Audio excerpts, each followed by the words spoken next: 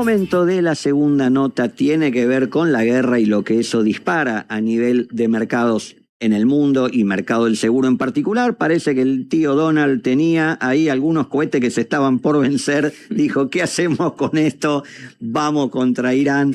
Por eso estamos comunicados con un amigo de la casa, el doctor Gustavo Giusti, abogado especializado en Derecho Marítimo. Gustavo, ¿qué haces, querido? Tampoco que nos encontramos y volvemos a charlar contigo. ¿Qué tal, Fernando? Buenos días.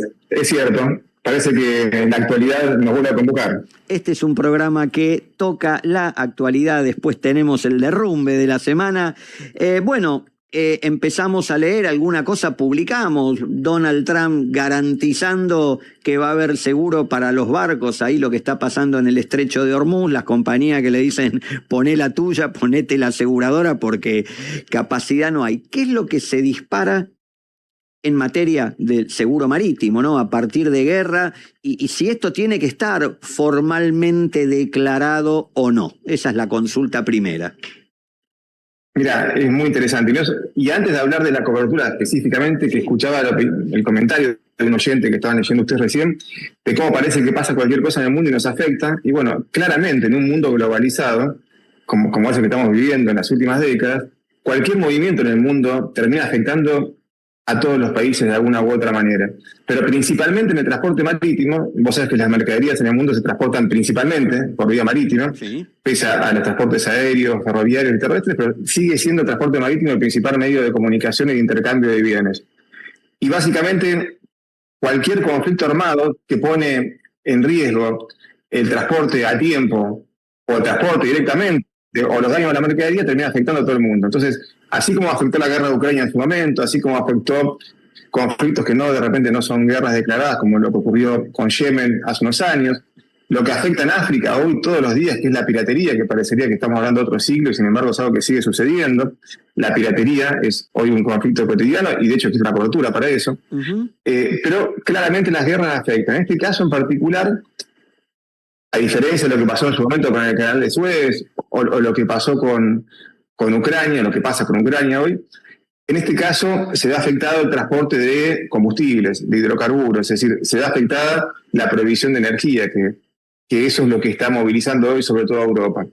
Esto como introducción de la afectación y del comentario del oyente, pero sí es cierto que el transporte de mercaderías por agua, por eso de vuelta me quedé escuchando la nota anterior, es decir, cómo pasamos de un microseguro a la afectación en materia de seguros en la guerra, y la diversidad del seguro y lo interesante que termina siendo, ¿no? Siempre los riesgos expuestos y la posibilidad de asegurarse. Y claramente la mercadería que se transporta, desde hidrocarburos, pero no solamente eso, la mercadería en general, materia prima y que debe ser parte de abastecimiento en la cadena de suministros, termina afectándose por la guerra.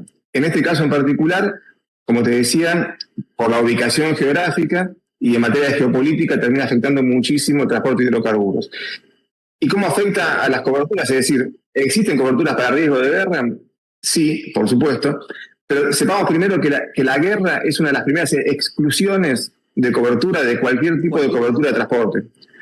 Sea para los buques como casco, o sea para la carga de transporte. Es una exclusión. Como base es una exclusión. En todos los seguros. Pero además lo interesante es que es una exclusión, de manera genérica, pensando en la Segunda Guerra Mundial y sucesivo, se generaron coberturas adicionales o específicas para la guerra, que en un mundo de paz, básicamente, terminó siendo casi una cobertura adicional. Por eso hoy casi una cobertura adicional obligatoria. Hoy cualquier póliza de carga que cualquiera pueda conseguir, incluso en el mercado argentino, ya la cobertura de guerra va a venir casi sin extra prima.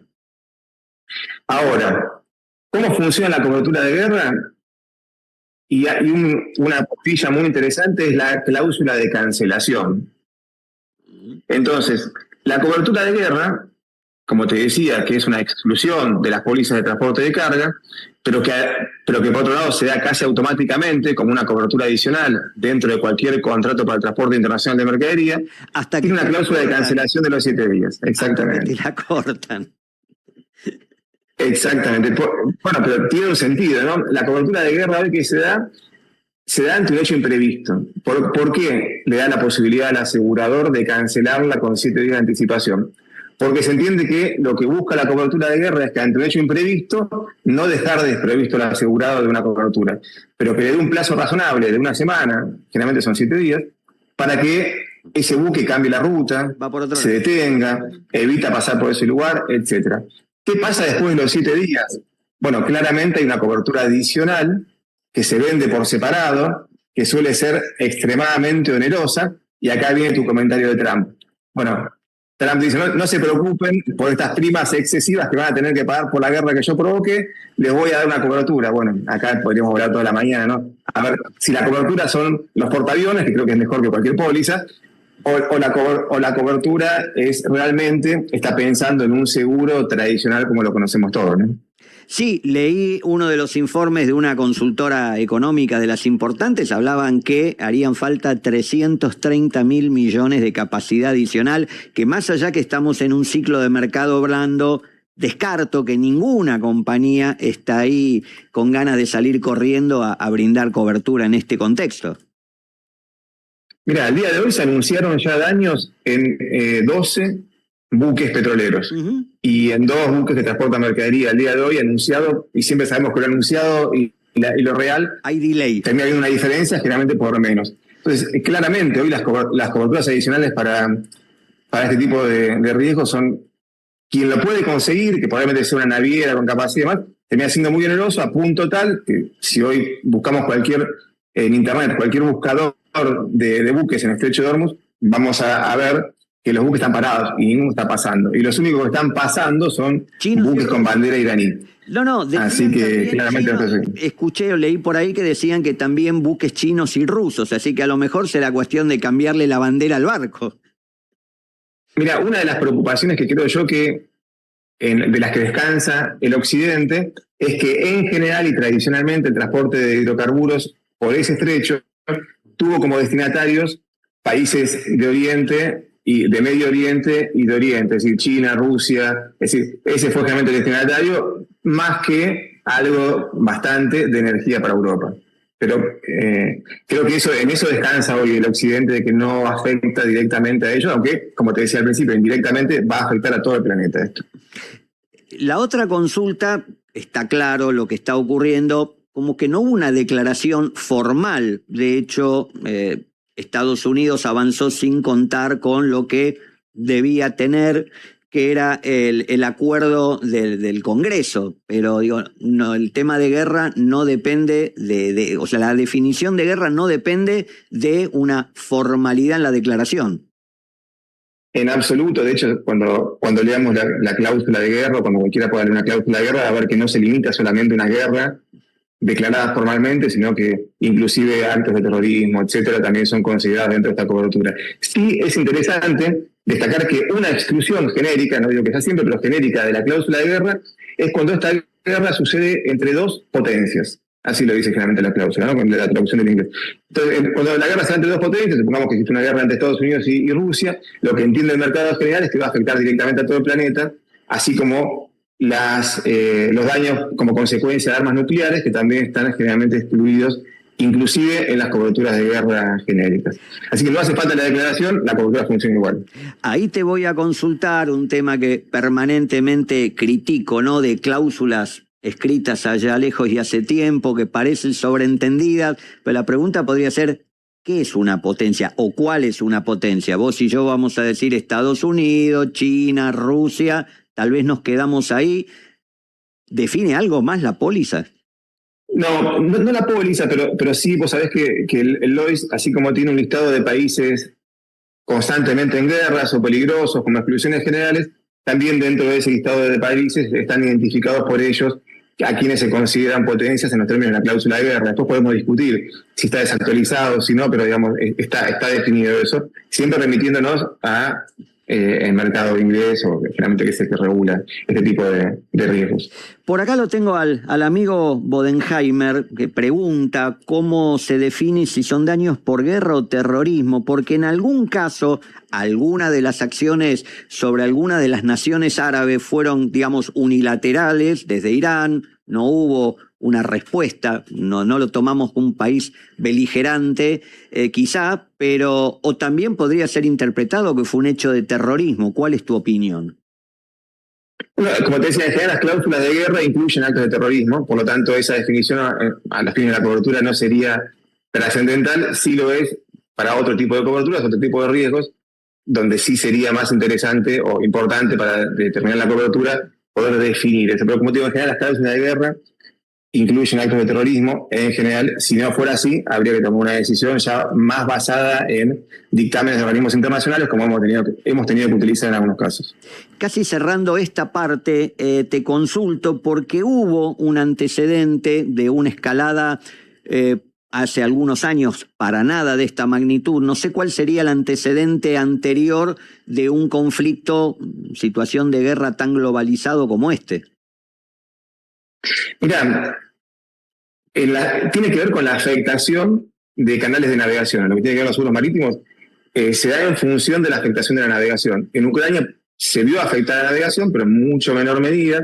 En este caso, básicamente, la afectación se da justamente por un canal de navegación. Acá no estamos evaluando los daños consecuencia de la guerra en tierra. Acá estamos evaluando los daños consecuencia de la guerra en lo que al transporte marítimo se refiere. Entonces, la respuesta a tu pregunta sería en la medida en que afecte canales de navegación. Yo no recuerdo en el corto plazo una afectación motivo de guerra tan concreta como esta. Sí recuerdo los actos de terrorismo entre los hutíes y Yemen. Tenía una afectación, pero muy menor en función de la que tiene esta zona geográfica donde se desarrolla hoy el conflicto bélico, ¿no?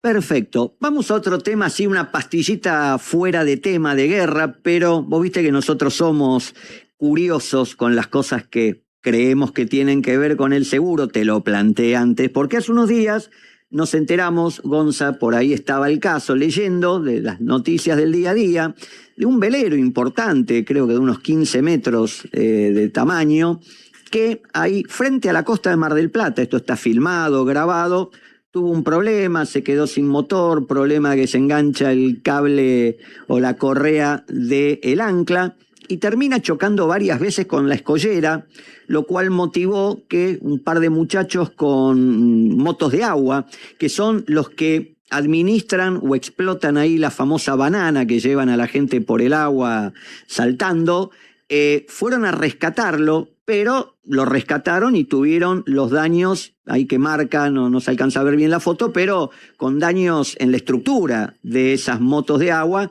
Y la palabra que me apareció a mí en la cabeza fue salvamento. Si efectivamente estamos en un caso de salvamento, si una moto de agua lo consideramos embarcación dentro de lo que contempla la ley de navegación, y cómo actuaría, de haber seguro en la embarcación, que no es obligatorio, cómo actuaría en ese caso el seguro. Es un caso interesante, y volvemos a lo que te comentaba al principio. Porque hablamos de una moto de agua, no dejamos de hablar de un buque. En términos, digamos, es una pequeña embarcación, claramente, pero en función de las coberturas. Entonces, parecería un hecho menor, pero en definitiva se terminó salvando un velero. No quiero profundizar demasiado, pero en la Argentina, a diferencia de otros países, la asistencia y el salvamento es un solo instituto desde el punto de vista normativo, en términos de derecho a la navegación. Esto habría que evaluar la situación de peligro concreto. Parecería ser que el barco estaba realmente en peligro de naufragio, por lo tanto podría ser un salvamento. Lo que quiero decir es que el Instituto de Asistencia y Salvamento Marítimo lo que genera es a favor de quien salva un bien el derecho a un salario o a una remuneración, un premio. Y ese premio está vinculado con el valor de los bienes salvados. Es un porcentaje del valor de los bienes que salva.